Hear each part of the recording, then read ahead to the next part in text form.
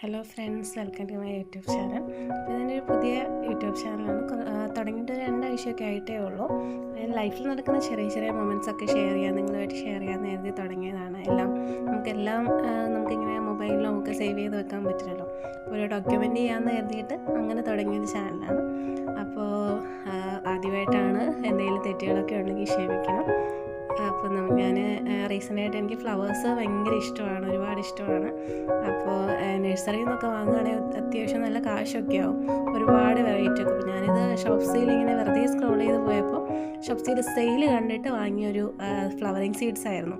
നമുക്ക് ഈ സീഡ് വിത്തിട്ട് മുളപ്പിക്കുമ്പോൾ ഒരു പ്രത്യേക സുഖമല്ലേ, സന്തോഷമല്ലേ, അതൊക്കെ കാണുമ്പോഴും അതൊന്ന് വളർന്ന് പൂത്ത് കാണുന്നതൊക്കെ ഭയങ്കര സന്തോഷമല്ലേ.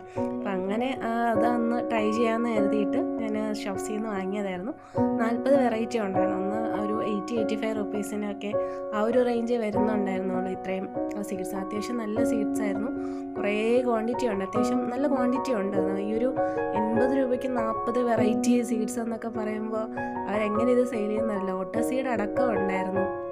അതുപോലെ ഒരുപാട് വെറൈറ്റി, നമ്മുടെ ഈ കേരളത്തിലില്ലാത്ത ടൈപ്പ് ഒരുപാട് വെറൈറ്റീസൊക്കെ ഉണ്ടായിരുന്നു.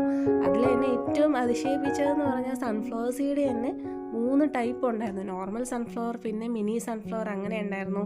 പിന്നെ ജമന്തി, പിന്നെ കോസ്മോസ് ഉണ്ടായിരുന്നു, പിന്നെ ഡയാന്തസ്, അങ്ങനെ പേര് പോലും അറിയത്തില്ല, ഇതുവരെ ഞാൻ കേട്ടിട്ടും കണ്ടിട്ടും പോലും ഇല്ലാത്ത ഒരുപാട് വെറൈറ്റി പൂക്കളൊക്കെ ഉണ്ടായിരുന്നു.